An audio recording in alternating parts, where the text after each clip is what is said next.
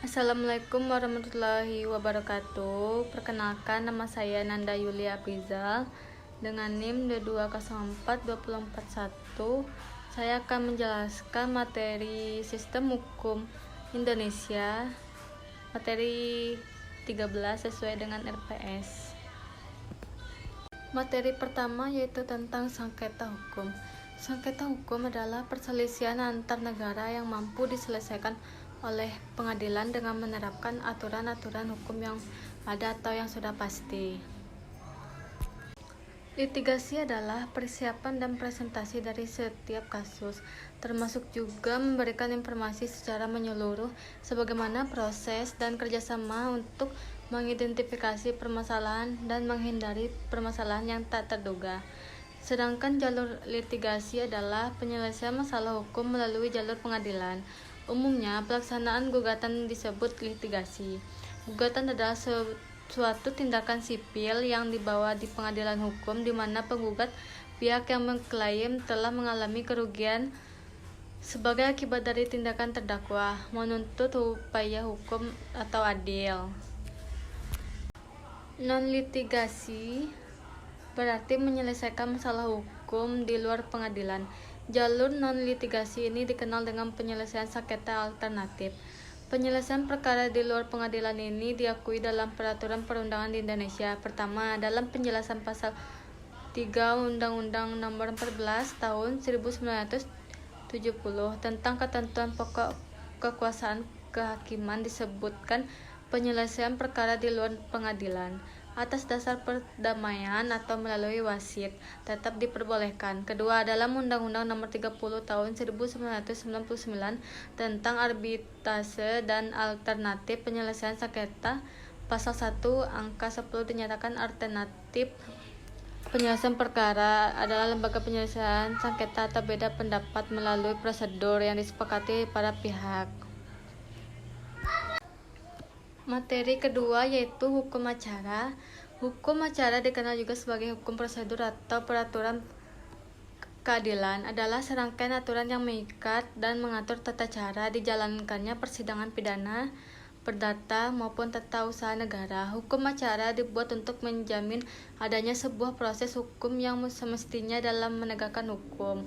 Hukum acara berbeda dengan hukum material yang mengatur mengenai substansi hukum itu tersendiri, yang pada gilirannya akan diuji melalui hukum acara. Dalam hal ini, beberapa pakar mendefinisikan hukum acara sebagai cara mempertahankan sebuah hukum.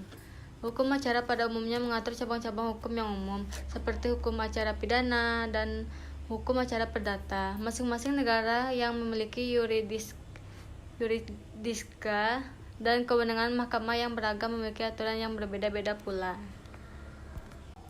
Macam-macam hukum acara Indonesia. 1. Pada hukum acara pidana yang diatur oleh Kitab Undang-Undang Hukum Acara Pidana.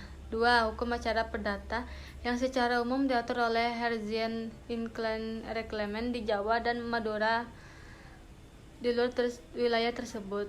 3. Hukum acara peradilan agama yang diatur oleh Undang-Undang Peradilan Agama. 4. Hukum acara peradilan tata usaha negara yang diatur oleh Undang-Undang Peradilan Tata Usaha Negara. 5. Hukum acara Mahkamah Konstitusi yang diatur oleh Undang-Undang Mahkamah Konstitusi. Materi yang ketiga yaitu sistem peradilan dan kekuasaan kehakiman. 1. Pengadilan dan peradilan. Setiap negara yang berdasarkan hukum tentu mempunyai aparatur negara yang bertugas untuk mempertahankan tegaknya negara dan hukum. Dalam menjalankan tugasnya, aparatur negara itu termasuk aparat pemerintahan diatur berdasarkan peraturan perundang-undangan yang berlaku. Aparatur negara yang bertugas menjalankan penegakan hukum salah satu diantaranya adalah para hakim di pengadilan. Di Indonesia, pengadilan merupakan suatu badan atau institusi yang menjalankan tugas kekuasaan kehakiman. Pasal 10 Undang-Undang Nomor 14 Tahun 1970. Undang-Undang Nomor 14 diubah dengan Undang-Undang Nomor 35 Tahun 1999 tentang kekuasaan kehakiman. Menurut pasal 24 Undang-Undang Dasar 1945, kekuasaan kehakiman adalah kekuasaan merdeka untuk menyelenggarakan peradilan guna menegakkan hukum dan keadilan. Kekuasaan kehakiman dilakukan oleh sebuah Mahkamah Agung dan badan peradilan yang berada di bawahnya dalam lingkungan peradilan hukum, lingkungan peradilan agama, lingkungan peradilan militer, lingkungan peradilan tata usaha negara, dan oleh sebuah Mahkamah Konstitusi.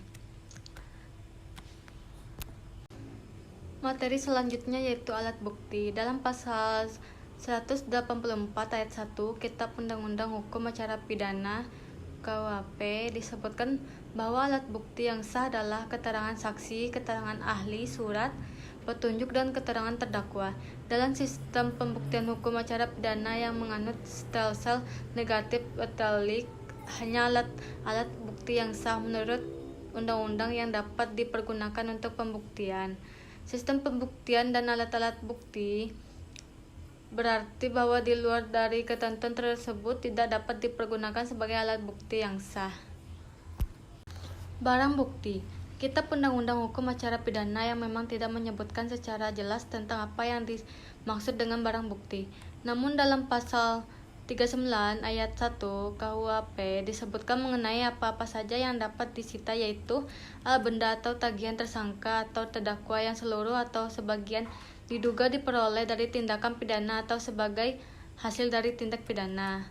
2. Benda yang telah dipergunakan secara langsung untuk melakukan tindak pidana atau untuk mempersiapkannya. 3. Benda yang digunakan untuk menghalang-halangi penyelidik tindak pidana. 4. Benda yang khusus dibuat atau diperuntukkan melakukan tindak pidana. 5. Benda lain yang mempunyai hubungan langsung dengan tindak pidana yang dilakukan.